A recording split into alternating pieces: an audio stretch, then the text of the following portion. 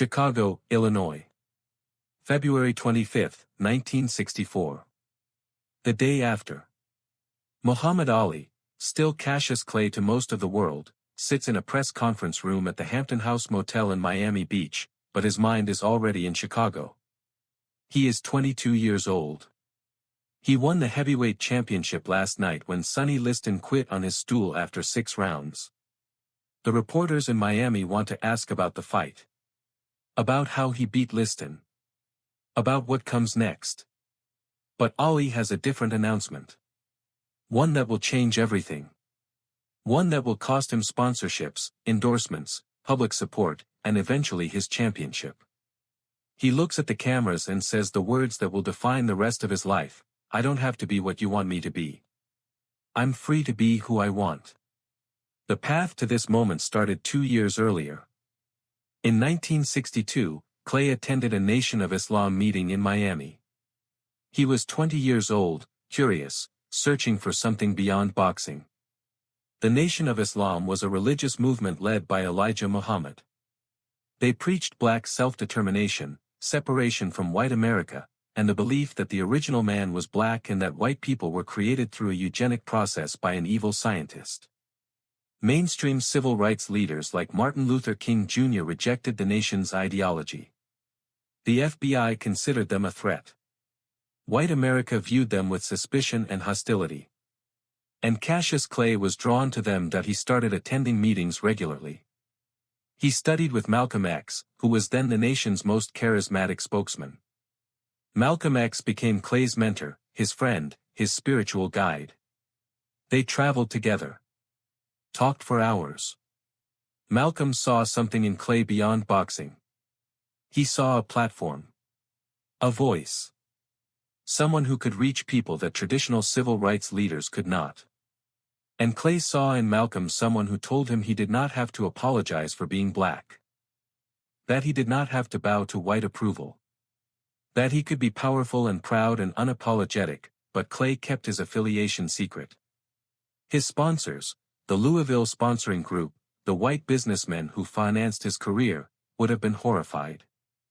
His trainer Angelo Dundee was worried. His promoters would have dropped him.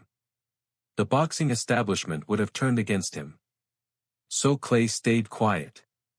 He attended meetings under aliases.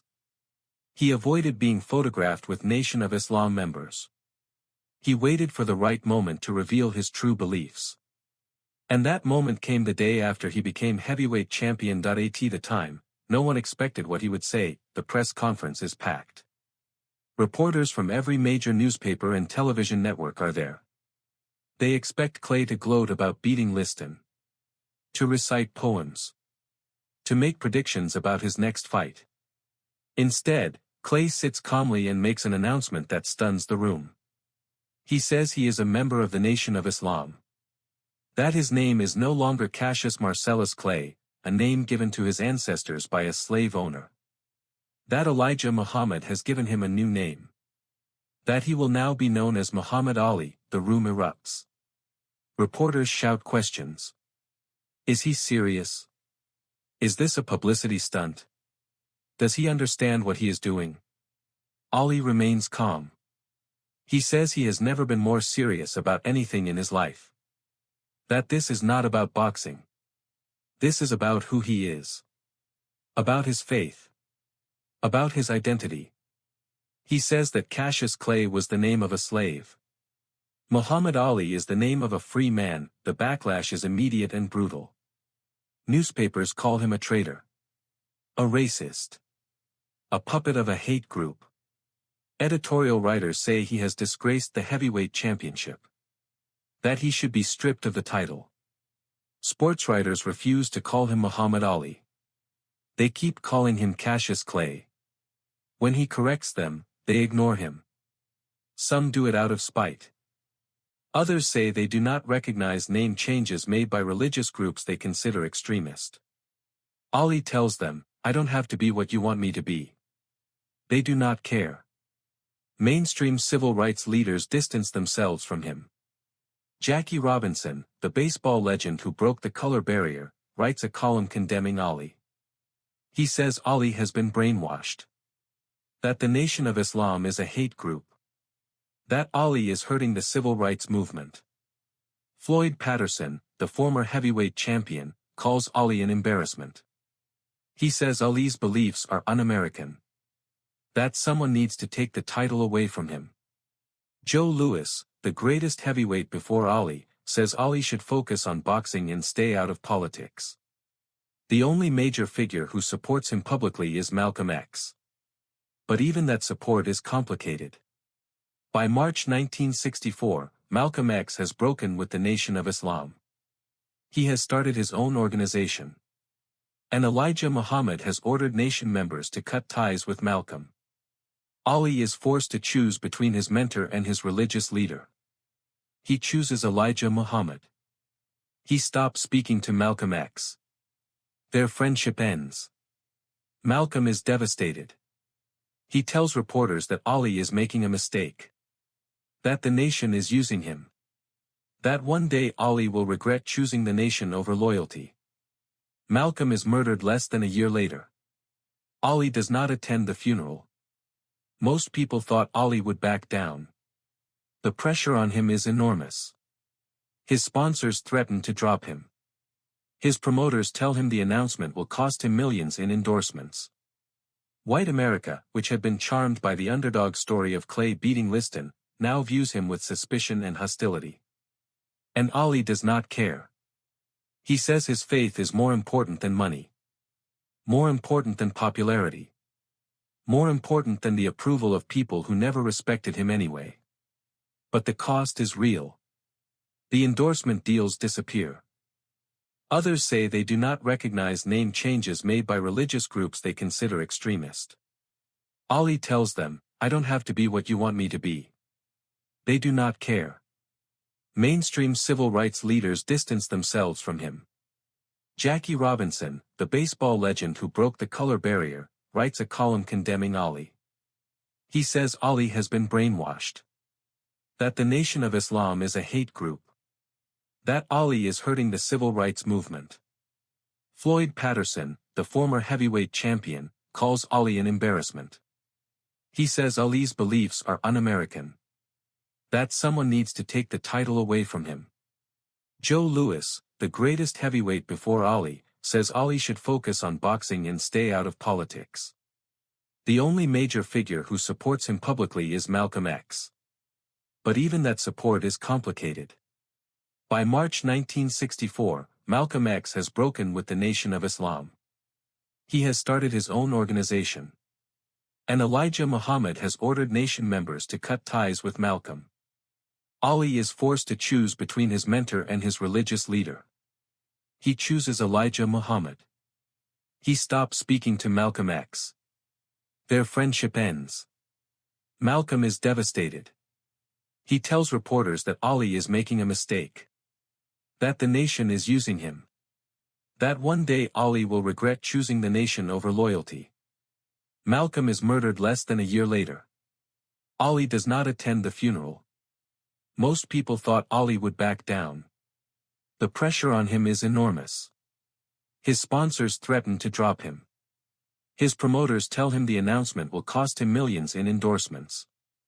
White America, which had been charmed by the underdog story of Clay beating Liston, now views him with suspicion and hostility. And Ali does not care. He says his faith is more important than money. More important than popularity. More important than the approval of people who never respected him anyway. But the cost is real. The endorsement deals disappear. The mainstream media turns hostile. The government opens an FBI file on him. J. Edgar Hoover, the FBI director, considers the Nation of Islam a subversive organization. Ali is now under surveillance. His phones are tapped. His associates are monitored. His speeches are recorded. The government is looking for any reason to prosecute him. And 3 years later, they find it when he refuses induction into the military. What people misunderstand is that the name change and the religious conversion were not separate from Ali's later refusal of the draft. They were connected. Ali's membership in the Nation of Islam taught him that he did not owe allegiance to a country that oppressed black people. That the Vietnam War was a white man's war. That he should not kill poor people in Vietnam on behalf of a government that allowed black people to be killed in Alabama. The beliefs that led him to change his name in 1964 were the same beliefs that led him to refuse induction in 1967. And both decisions cost him everything. But in February 1964, standing in front of reporters the day after winning the heavyweight championship, Ali does not yet know what his decision will cost. He only knows that he has spent 22 years being Cassius Clay, and Cassius Clay was never really his. The name was given to his great-grandfather by a Kentucky plantation owner named Cassius Marcellus Clay. For more than a century, that name was passed down. A reminder of slavery. Of ownership. Of a history Ali did not choose. And now, as heavyweight champion of the world, Ali is choosing something different. A name that means, beloved of God. A name that represents freedom. And he is willing to lose everything to keep it. The boxing establishment tries to force him to change back. Promoters refuse to use his new name on fight posters. Ring announcers call him Cassius Clay. Referees call him Clay. Ali corrects them every time. My name is Muhammad Ali. Eventually, most give in. Not because they respect his choice. But because he is the heavyweight champion and he will not respond to any other name. By 1966, most of the boxing world has started calling him Ali. The mainstream media takes longer. Some newspapers do not use Muhammad Ali regularly until the 1970s. Years later, someone asked Ali if he regretted the announcement. If he regretted joining the Nation of Islam. Ali said no without hesitation. He said the decision to become Muhammad Ali was the most important decision of his life. More important than any fight. More important than the championship. He said that Cassius Clay was who the world wanted him to be. Muhammad Ali was who he chose to be. And that choice meant everything. But the choice had consequences. The FBI surveillance never stopped. The government's hostility never stopped.